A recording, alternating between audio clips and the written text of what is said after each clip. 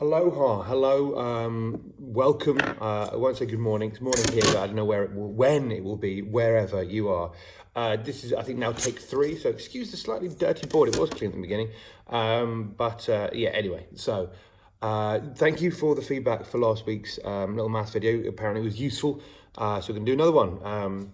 If stuff about the communications or anything you want to tell us about, Class Dojo is the best way at the moment, and keep Class Dojo going in case there is another lockdown, either of a class, a year group, or indeed maybe next winter we have to do some home learning for a week or two. Who knows? Either way, subtraction. Right. So base 10. It's going well. The base 10 with the children at the moment. So we're doing subtraction this week. Now a basic subtraction might be something like, let's say, 43 minus 12. Okay, so I'm going to 43. I'm going to draw my 10 rods. I'm going to draw 4 10 rods for 40. I'm going to draw my 3 ones. Et voila. So the main difference with subtraction, going over again and again and again with the children, is with subtraction you only draw the big number. Addition, you draw both numbers, count it all up. Subtraction, you only draw the big number. You only draw the big number. So I've drawn the big number. Now I'm going to cross off 12. I'm going to cross off 1 of my 10s and 2 of my 1s. I've been saying to the children, I think it's actually better to do the 1s so with a diagonal cross. I think it makes it clearer.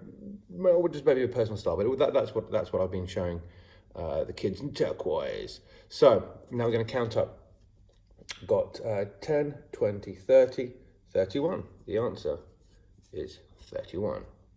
I was going to say it's fairly straightforward, but the trick is, and it is very hard for younger children, especially if they're not have one of those maths brains, to kind of separate the different kinds of operations. And if you've been spending a whole week, say, draw both numbers, draw both numbers, draw both numbers, so the next week it's like, no, I only draw one number. It can be a bit of a change. Anyway, right, so where it gets trickier, what should we go with? Where it gets trickier with base 10 subtractions is when you sort of cross the 10. I'm going to do 43 minus 25. Draw my 40s again. Okay. My 43, et voila.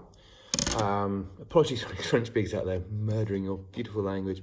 I'm going to do 25 this time. Now, what we teach the children is, before you start crossing out and realizing you're getting a bit of a muddle, look at the 2 1s, and if this one is bigger than this one, at the beginning, before you do anything else, you cross out a 10, So, crossed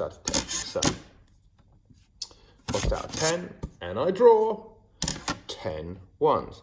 Now, I've been teaching the kids in turquoise to draw them sort of separately away from the other ones. The reason for that is if you miscount halfway through because somebody next door, who sit next to you, has done something really exciting, you've lost track of what's going on, you can count easily. Also, for me, I always draw them in sort of 5s. It just keeps it neater and it helps me to check. But, you know, that's a personal style thing. I'm not saying it has to happen. So now I've still got 43, but it's just represented in a different way. Okay, so now I'm going to cross off my 25 and see what I've got left. So cross off 2 of the 10s and then 5 of the 1s. 1, 2, 3, 4, 5. Okay, like so. Right, so now I'm going to count. So what have I got? I've got 10, 11, 12, 13, 14, 15, 16, 17, 18. And there we go. And that is subtraction with base 10. It is a slightly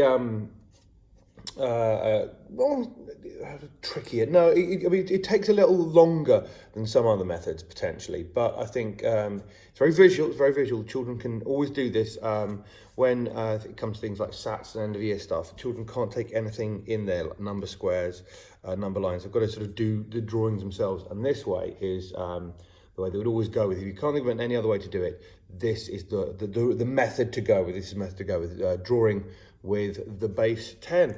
So again, hopefully that video was helpful, and in time we're going to put together a bank of videos so that all the sort of different sort of maths, phonics, everything else we'll have in one place, so you can kind of see the techniques.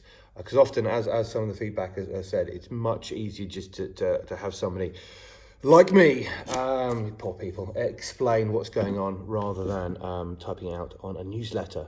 So hopefully that was of use. More videos will come when we come on to more methods in maths.